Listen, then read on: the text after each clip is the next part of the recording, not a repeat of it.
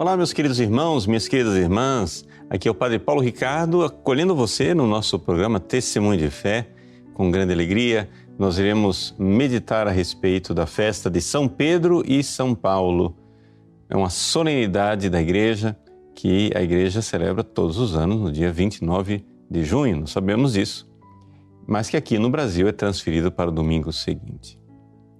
E todos os anos nós meditamos aquele Evangelho da profissão de fé de São Pedro. São Pedro é levado por Jesus com os outros apóstolos para fora da Terra Santa, num lugar de culto pagão, né, em Cesareia de Filipe. E lá Jesus pergunta quem é que o povo diz que ele é, e depois pergunta: e vós quem dizeis que eu sou? E Pedro, porta-voz dos 12, Pedro toma a iniciativa, inspirado por Deus, e o próprio Jesus é quem diz que ele é inspirado por Deus, né? O Pai do céu, não foi nem a carne nem o sangue que te revelou isso, mas o Pai que está no céu. São Pedro, então, professa a sua fé, dizendo que Jesus é o Cristo, Filho de Deus vivo, ou seja, tu és o Messias, o Cristo, Filho de Deus vivo. O que nós temos a ocasião de refletir é a resposta de Jesus, ou seja, a reação de Jesus à resposta de Pedro, porque isso ilumina tanto quem é São Pedro para a Igreja, e portanto quem é o Papa para a Igreja Católica, como também qual é a nossa atitude e a atitude dos fiéis em geral. Por quê? Porque Jesus diz: feliz és tu, Simão, filho de Jonas, porque não foi nem a carne nem o sangue, ou seja, não foi um ser humano quem te revelou isso. E a palavra revelou aqui é a mesma palavra usada para Apocalipse, né? Tirar o véu. Mas o Pai que está no céu.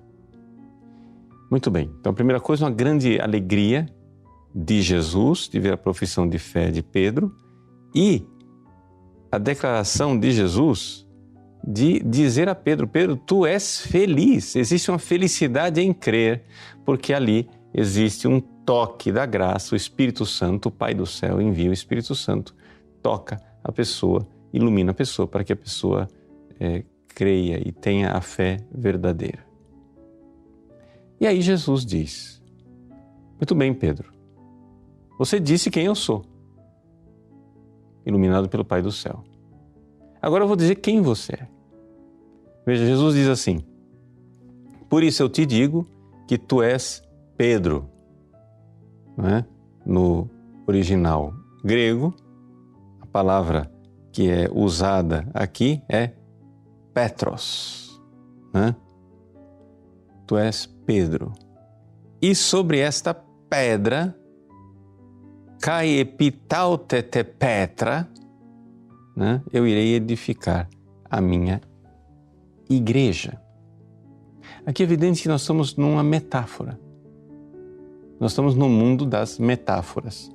Jesus está usando a palavra edificar, né? O verbo construir, não é edificação, oikoidomesso, né? Oikodomeo quer dizer construir mesmo, é construir uma casa. Oikos é casa. Oikodomeo, você constrói uma casa. Jesus está fazendo uma metáfora aqui, uma comparação de uma construção. Quando a gente usa irei construir a minha igreja, na nossa cabeça, né, quando a gente fala de igreja, nós pensamos o quê? Claro, a igreja para nós é um prédio também, né? Mas nessa época aqui, a igreja não é um prédio.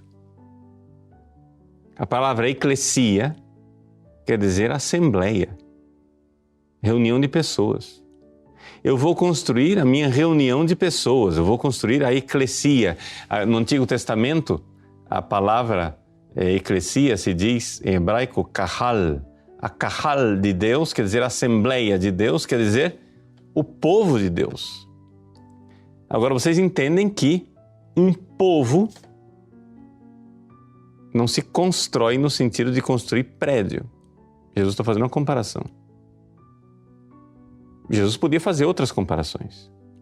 Jesus podia fazer a comparação de que bem-aventurado és tu, Simão, porque tu és o tronco da videira e sobre esta fé a minha videira vai espalhar os seus ramos e dar fruto. Jesus poderia fazer outras comparações. Bem-aventurado és tu, Simão, porque assim como o povo de Deus saiu do mesmo sangue de Abraão e se espalhou em 12 tribos e agora é o povo de Deus, é nessa sua fé que vai ser o novo sangue. A fé de Pedro é o novo sangue no qual vai ser construído o novo povo de Deus. Não é mais, para ser povo de Deus, agora você não precisa mais ter saído, né, para usar a comparação bíblica, dos rins de Abraão. Né? Você não precisa ter saído de Abraão, Isaac e Jacó e dos 12 filhos de Jacó.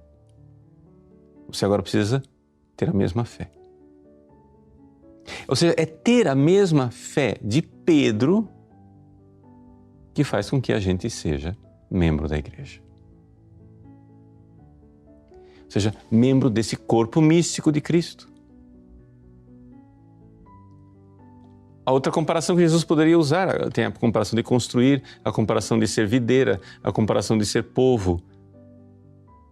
Pois bem, nós podemos usar a comparação de São Paulo, que é o corpo de Cristo. Nós somos membros do corpo, assim como um corpo tem cabeça, braço, pernas, dedos, mãos, coração, pulmão, fígado, baço. Nós somos os membros do corpo de Cristo. E a gente pode usar o verbo, ao invés de dizer construir uma casa, a gente pode fazer uma outra comparação. Como é que eu faço para um corpo crescer? Olha, Pedro, é nessa fé que meu corpo vai ser alimentado, ele vai crescer, ele vai, né, se multiplicar, as pessoas vão entrando no corpo de Cristo. Então eu estou aqui passando por várias comparações para você entender que nós estamos aqui no campo das metáforas. E é uma metáfora que foi escolhida por Jesus, de propósito, de tal forma que ele foi e mudou o nome de Pedro. O nome dele era Simão. E disse, agora você não é mais Simão, você é Kefa. Você é pedra. Tá? Aqui só uma pequena informação de dicionário lexicográfica, que é o seguinte: Petros é uma pedra, não é uma pedra grande, mas é uma pedra isolada.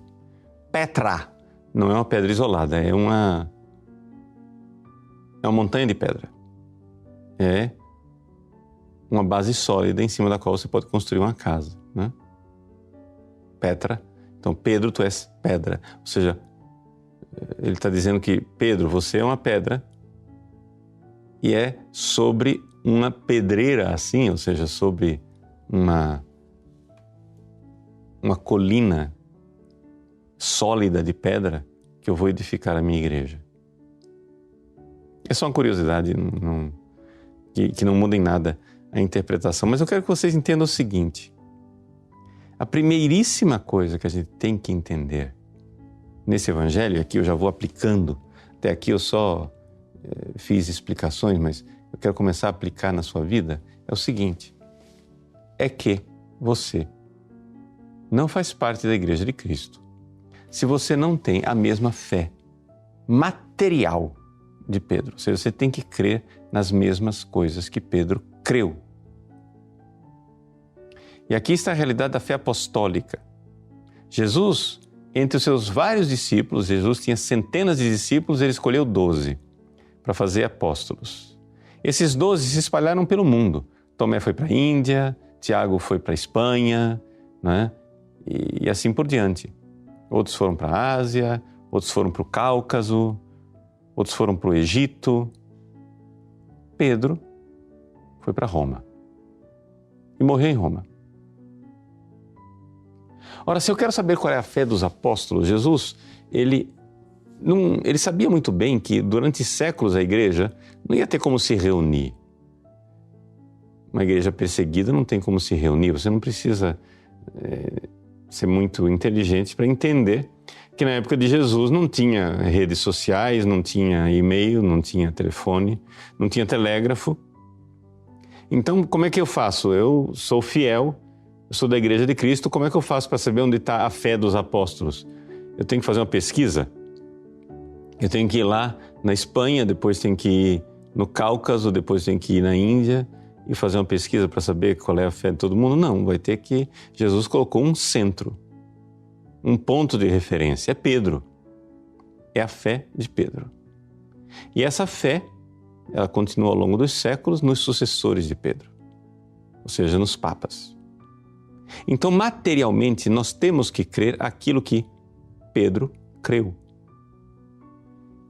E depois de Pedro, quem veio? Lino. Nós vamos ter que crer naquilo que São Lino creu. E depois que Lino morreu, quem que veio? Cleto. Nós vamos ter que crer naquilo que São Cleto creu. Mas ao mesmo tempo, não é que assim, Pedro cria em uma coisa, Lino já mudou de ideia, começou a crer em outra, e Cleto numa terceira.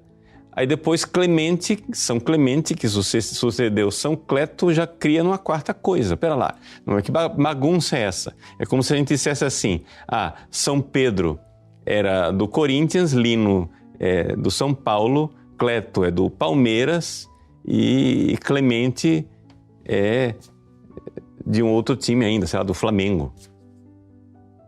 E vão mudando assim ao longo dos séculos. Não, é a mesma fé. A mesma fé de Pedro tem que ser a mesma fé de Lino, de Cleto, de Clemente, etc. Até chegarmos ao sucessor 266 de Pedro, que é o Papa Francisco. E, portanto, todos os documentos magisteriais ao longo desses 2000 anos são documentos que sejam válidos, são documentos que orientam a nossa fé com a autoridade da fé de Pedro, e tudo isto, poderíamos aqui usar uma comparação, foi edificando um edifício de clareza magisterial. Ou seja, foi ficando cada vez mais claro qual era a fé de Pedro. Ao longo dos séculos, os papas foram construindo esse palácio, não é? De clareza para a gente saber qual é a fé. E de tal forma que a gente não tenha dúvidas.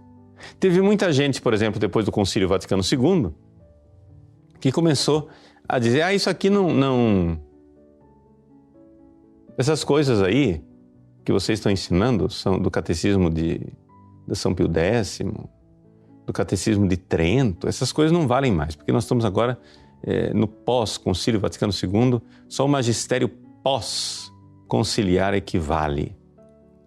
O que é que fez João Paulo II? Publicou o Catecismo em 1992, atestando exatamente a mesma fé anterior, para a grande raiva dos revolucionários que achavam que um Papa podia ensinar coisas diferentes daquilo que os papas anteriores ensinavam e criam. Então, se você quer fazer parte do edifício da Igreja, se você quer fazer parte do corpo de Cristo, se você quer ser um ramo da videira de Cristo, se você quer ser membro do povo de Deus, não interessa que comparação você usa, você tem que entender o seguinte, você tem que ter a mesma fé de Pedro. Uma fé de 2000 anos que foi sendo cada vez mais esclarecida ao longo dos séculos. Portanto, o Catecismo da Igreja Católica, publicado por São João Paulo II em 1992, ele é substancialmente, ele tem que ser substancialmente a mesma fé que está no Catecismo de São Pio X, que tem que ser substancialmente a mesma fé que está no Catecismo do Concílio de Trento. E que tem que ser substancialmente a mesma fé que era crida ao longo dos séculos por todos os papas e, portanto, por Pedro. Porque se não for a mesma coisa substancialmente, é outra coisa. E se é outra coisa, é outra igreja. E se a outra igreja não é mais a igreja de Cristo.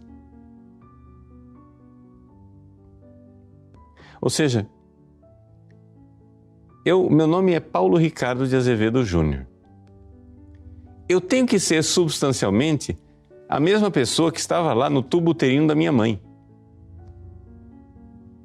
Que depois era a mesma pessoa que substancialmente foi um embrião no útero da minha mãe. Que depois tornou-se um pequeno bebê no útero da minha mãe que nasceu no dia 7 de novembro de 1967. E eu tenho que ser substancialmente a mesma pessoa que foi batizada no dia 11 de fevereiro de 1968. E eu tenho que ser a mesma pessoa que substancialmente foi crismada, depois que foi ordenado diácono, depois que foi ordenado padre, etc e tal. Eu sou a mesma pessoa. Ah, mas mudou, padre. Olha só, eu vejo suas fotos de quando você era seminarista, você tinha cabelo, o senhor era tão jovem, agora o senhor está careca e velho. Mas substancialmente eu sou o mesmo. A fé tem que ser a mesma. Se você não sabe mais o que é uma substância, ou seja, o que é uma coisa que continua substancialmente, meu irmãozinho, muito cuidado, porque você não vai mais saber quem você é, né? Se você esqueceu que você é o mesmo que quando você tinha 2 anos de idade, ou se você não sabe mais o que é que substancialmente as coisas são, muito cuidado ao comprar alimentos, porque você sabe substancialmente não sabe a diferença entre veneno e comida. Mas nós temos que saber qual é a diferença entre a fé de Pedro e heresia. Segunda coisa. Esse é o primeiro ponto. Queremos ser parte.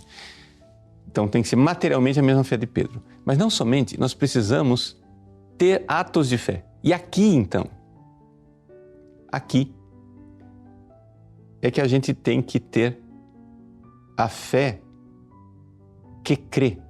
Fides qua creditur.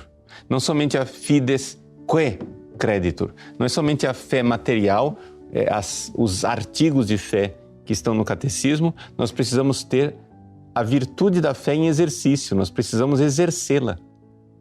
Porque é isto que edifica a igreja. Então, você quer que a igreja cresça?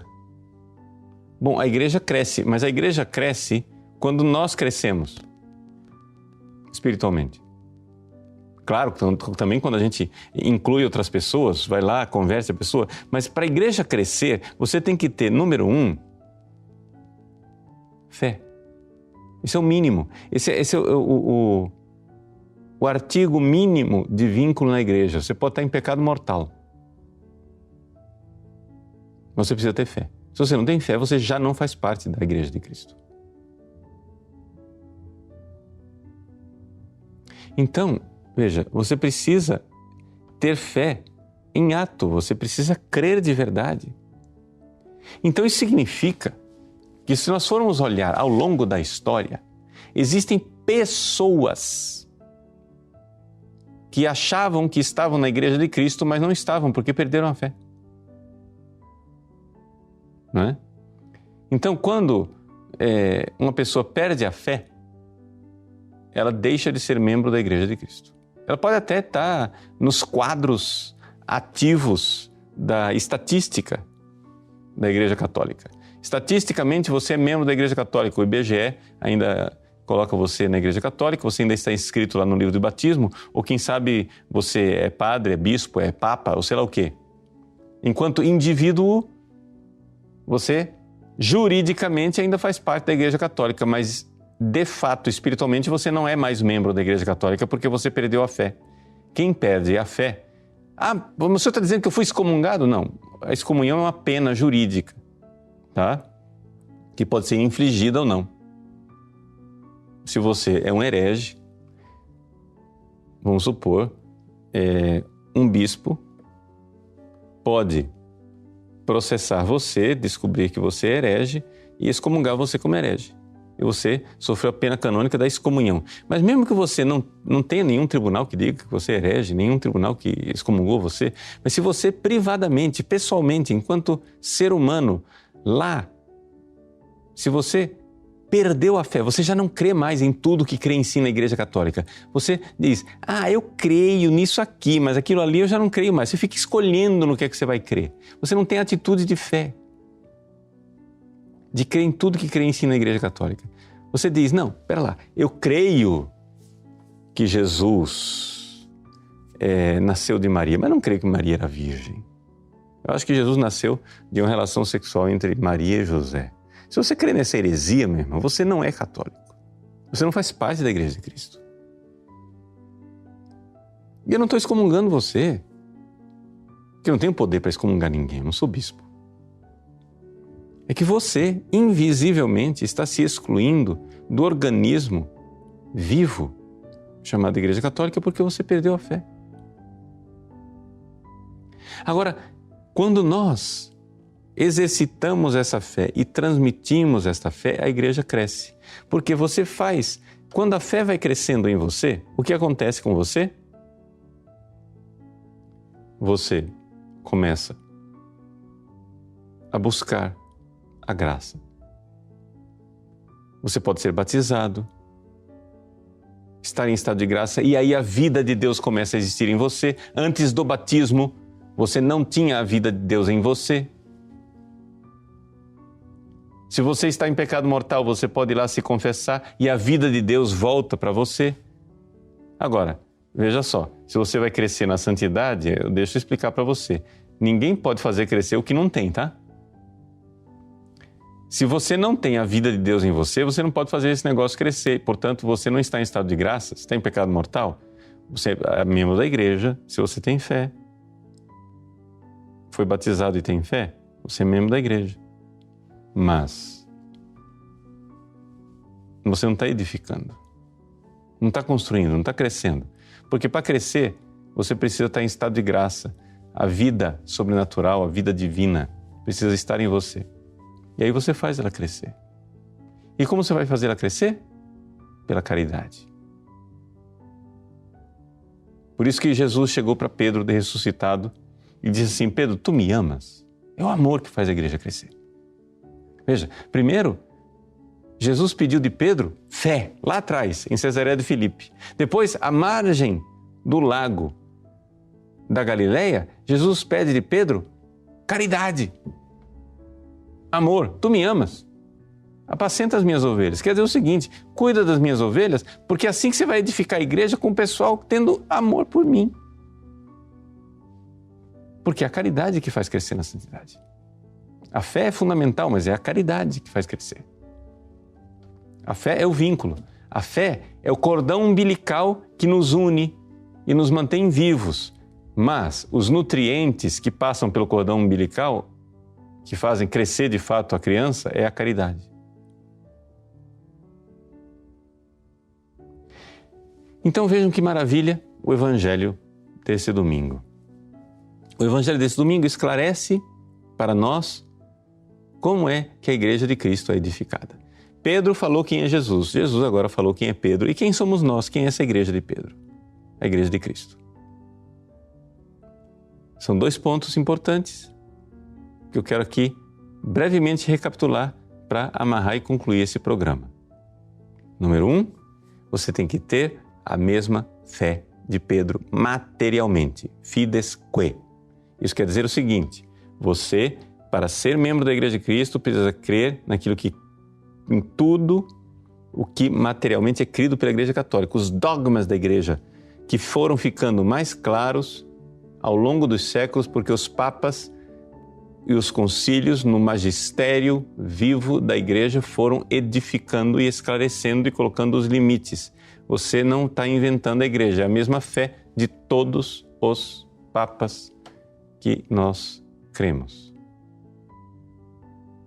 Mas além disso, você precisa, fides qua, você precisa ter fé de fato. Porque se você perder a sua fé, ou seja, você não precisa somente ter na gaveta do seu armário o catecismo com todos os dogmas da igreja. Você precisa ter no seu coração um ato de fé que crê nos dogmas da igreja.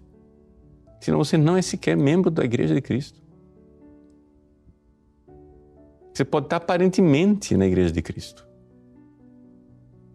Você pode ir à missa todos os dias e comungar, mas você não pertence à igreja de Cristo. Você pode celebrar a missa e não pertence à igreja de Cristo. Você pode estar administrando coisas da igreja e não pertence à igreja de Cristo. Porque a fé viva não está no seu coração. E é isto que vai edificar a igreja. Porque nesta fé viva e ativa, a pessoa vai crescendo espiritualmente e vai aparecendo a caridade e o amor. E é o amor que vai edificando a santidade e fazendo crescer a igreja. Pedro, tu me amas? Apacenta as minhas ovelhas. Então, feliz dia de São Pedro para vocês, feliz dia do Papa, né?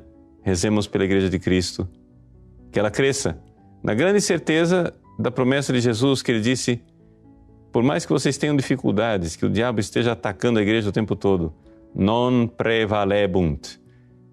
As forças do inferno não prevalecerão. Deus abençoe você. Em nome do Pai, e do Filho, e do Espírito Santo. Amém.